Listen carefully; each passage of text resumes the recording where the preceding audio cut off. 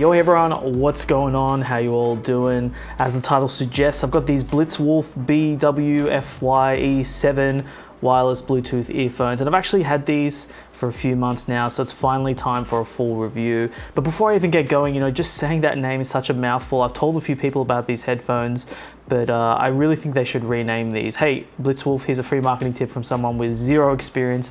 Call these the Wolf Ear Pros or something. The word pro seems to push heaps of units these days. I always finish editing a video and forget to say, check the time codes to skip ahead if you want the TLDR version of what's going on here. So like, hey Zoomers, hey Boomers, I know you ain't got much time, so check the time codes, skip ahead to what's important for you. But hey, before you go time code skipping, you know what to do. Help your boy out and headshot that subscribe button and pistol whip that like button. Now, I'd never heard of BlitzWolf before, but BlitzWolf is Banggood's in-house brand. And if you've never heard of Banggood, then they're a web store selling a range of electronics and sort of weird knickknacks.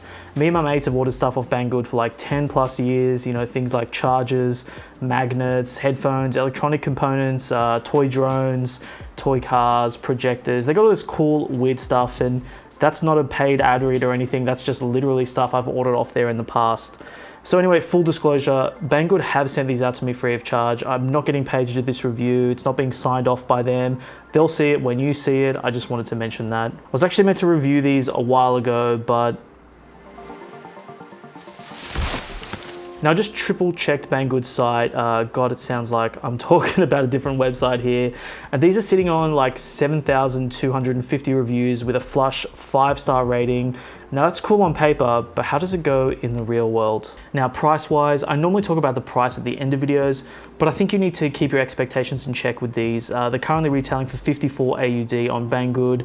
And to put this into perspective against top tier earphones, the AirPod Pros were like $400. They've just recently dropped to $320. Bose Sports are around $300. The Bose Quiet Comforts are $400, and that's stacking up against $54 here, so it's a dramatic price difference. Now this is all in AUD and not USD. I'll chuck up some pricing on the screen because I can't do the math. So look, here's what you get in the mail. It's a pretty basic setup. I'll just open it. I've obviously had this for a while, but I've just reboxed it to do a bit of an unboxing. So that's the case that you get in the mail. Open it up, you get a few little leaflets, the manual, which I probably should have read, but it was super simple to get going.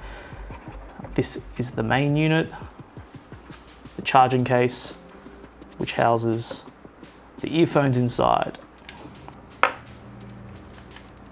Let's pop them up here so you can see them. I'll show you some detailed shots later on. So now the rest of the box, super small and compact. What else we got here? I think I've already taken the charge cable out because, like I said, I've used it. But you get the case, you get the earphones, you get a manual, you get a charge cable, and you get some spare tips. So look, the charge cable is actually in here, untouched because I've got a million of these USB cables already.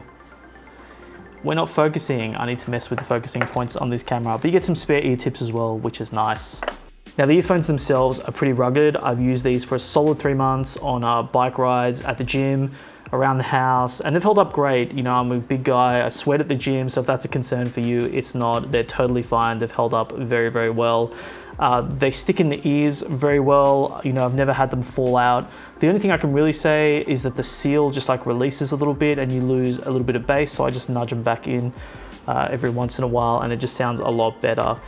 Each headphone has a button on the exterior to do all the functions like skip, pause, answer phone calls. It's just variations of pushing and holding one button. The button itself is fine. The only negative that comes to mind is that the placement is not great when cycling because you've got a helmet strap on and the helmet strap just goes perfectly over that button, and it can actually be pressed occasionally, which pauses or skips the song depending on what you're doing, and it's kind of annoying. I actually dig the carrying charging case it comes with. It's a medium to small size, has a satisfying click when it shuts. The magnets on the headphones also suck into place when you put them inside. It's actually quite a satisfying feeling and not a junker. On the front, you've got the lights to show you how much charge is left in the case, and on the back, you've got the USB port for charging. Super straightforward stuff. Now the sound, it's all about the sound. You know, I don't care how cool, how cheap or expensive headphones are. If they sound like dirt, then what's the point of using them? You know, I'll chuck up some of BlitzWolf's promo images here, but really all I'm reading through all of this is that they're dual 6mm drivers, allegedly delivering powerful bass. And you know what? They aren't wrong here. To me, the out-of-the-box tuning was very bass heavy, almost muddy. You know, they should tone this back because all we get is bass. You know, I spent a decent amount of time tuning these in Spotify's EQ, and mate, they are night and day different with the custom EQ. You know, here's a quick tip on headphones. If you're dramatically changing the EQ and the headphones are barely sounding different, there's a high chance that those headphones suck. If the headphones are pretty responsive to the tuning, it shows that there's some level of power and control there, and it can be tuned to your liking. To me, this is like a quick test to see if something sucks or actually has potential when it doesn't sound great out of the box.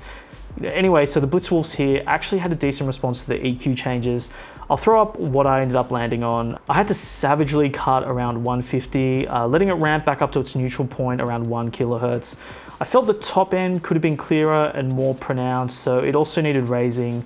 Now, if you're just looking at the EQ, then this might look like a pretty severe boost on the top end, but I'm really compensating for the drivers that are being used here. In layman's terms, you know, what I found is that the thump out of the low end was fine out of the box, but it's those mid-lows which follow it, which is like the sound of bass, was just too woofy. It needed to be tamed, and you know, just that alone was 80% of the correction on the bottom end.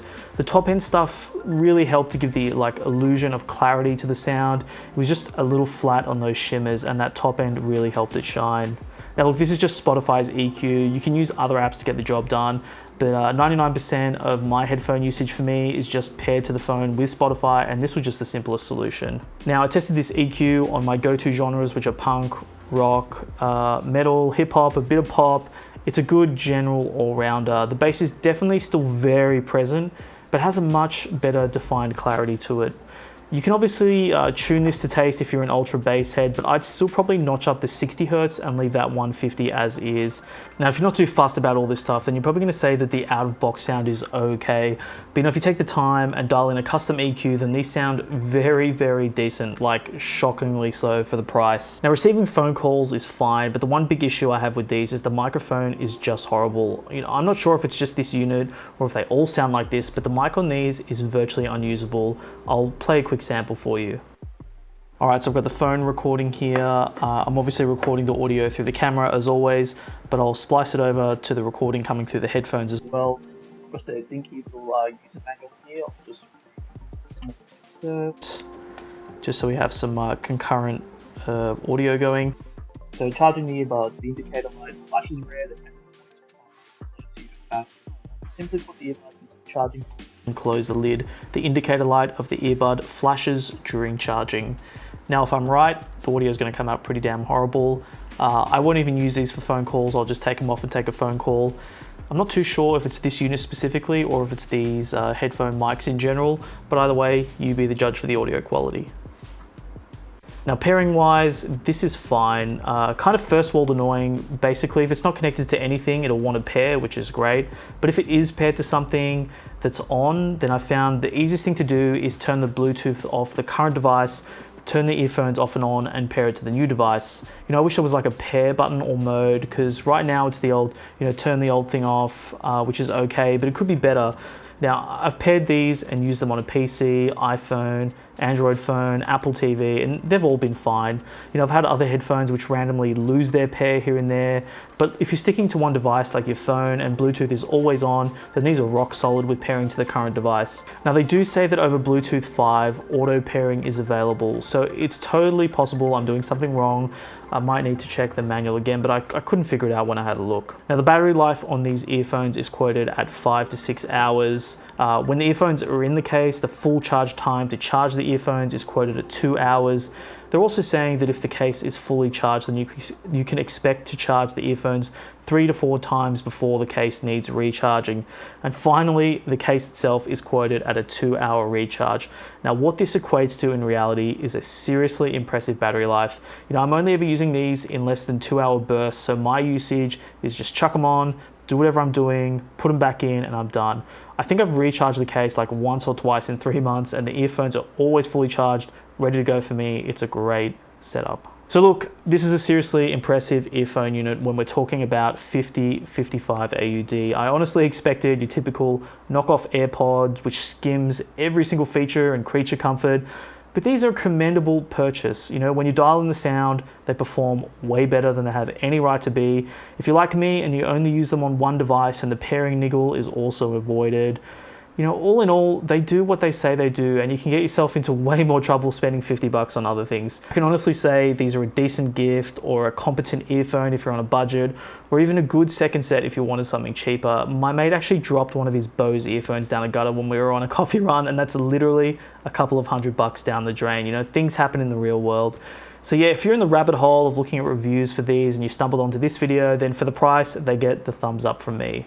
All done then, eh? So what do you think about this new setup? It took me a while to tweak everything. I've got some further tweaks planned, but I'm kind of liking the layout so far. If you have any questions, comments, gossip, whatever, you know what to do. Drop them in the comments below. If you've reached this part of the video and haven't smashed the like and subscribe button, then what are you doing getting on the Phoenix train already? All right, everyone, thanks for sticking around to the end of the video, as always, and I'll catch you on the next one.